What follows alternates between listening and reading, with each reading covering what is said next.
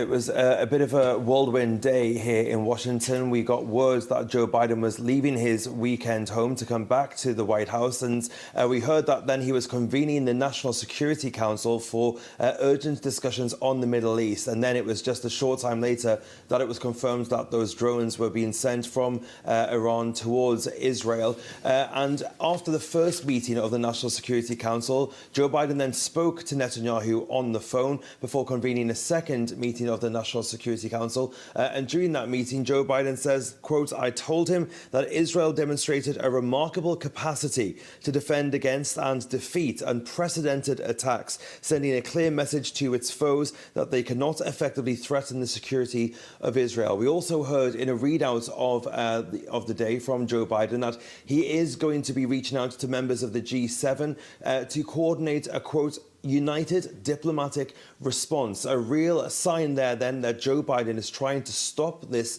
from escalating any further than it already has. Of course, the United States has been trying that for recent months, and some critics are saying that this attack from Iran is clear evidence that this attempt to dissuade Iran is not working. But Joe Biden aware that temperatures may be high in Israel at the moment, with one senior White House official telling Axios and CNN that the US won't join any strike on Iran that Israel may be planning. And that is a significant quote from that senior White House official. No official confirmation of that as it is at the moment. But of course, the United States is already worried about being dragged into this conflict because Iran, multiple times over the last week, has said that if the US does get involved, that Iran will target the US troops and assets that are in the area, of which there are more than 3,500 stationed across Iraq and Syria. So a bit of a tightrope here for the United States, but it's really trying to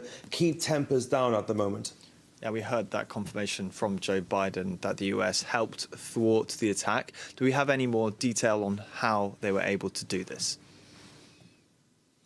Well, we've seen over the last few days that the US ordered more aircraft carriers, more aircraft and troops, as well as ballistic missile destroyers to be moved into the region in anticipation for a retaliatory strike by the Iranians. And what we are hearing is that quite a lot of these drones and missiles and ballistic missiles that were shot down were actually done so outside of Israeli airspace, particularly over the airspace between Iraq and Syria, and of course Jordan as well. The Jordanian Air Force also joining in, although at times the Jordanians are slightly hesitant to admit that they do have a kind of working relationship with the United States as well. Of course, the US does have bases in Jordan as well. But I've had a source confirm it to me that the US did have intel that this kind of attack was possible, the scale of which, however, they are calling unprecedented. There's also a feeling within the government that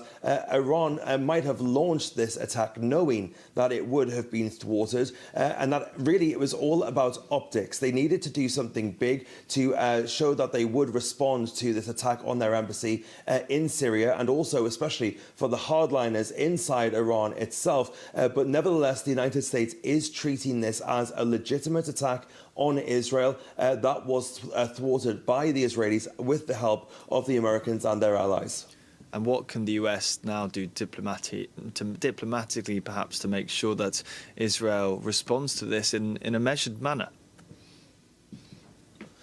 Well, temperatures are, of course, going to be high in Israel over the coming days. We've already heard from the culture minister who said that this gave Israel international legitimacy to strike Iran with unprecedented force. That is not something that the United States is going to want to engage in. They are going to want to try to bring down the rhetoric. But of course, there has been a fractious relationship between Joe Biden and Netanyahu, increasingly so over the last few months, with Netanyahu not doing what Joe Biden wanted him to do.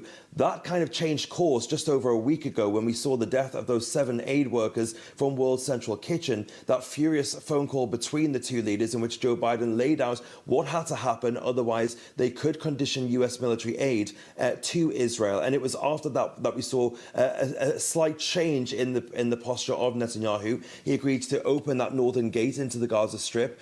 He agreed that more aid would go through the Ashdod port. And of course, that is something that he has been against against in the past, but Gaza now really could take a back seat in the national political oxygen in the wake of this strike. Well, it remains to be seen whether Joe Biden still has that leverage over Netanyahu. Leverage is something that the National Security Council are loath to talk about. They do not like using that word, but at the end of the day, the US is Israel's biggest international backer. So if Joe Biden has some kind of agenda that he wants the Netanyahu government to follow to stop this escalation, then it really is up to Netanyahu whether he will follow that, and that is what we're all going to be watching closely over the coming days.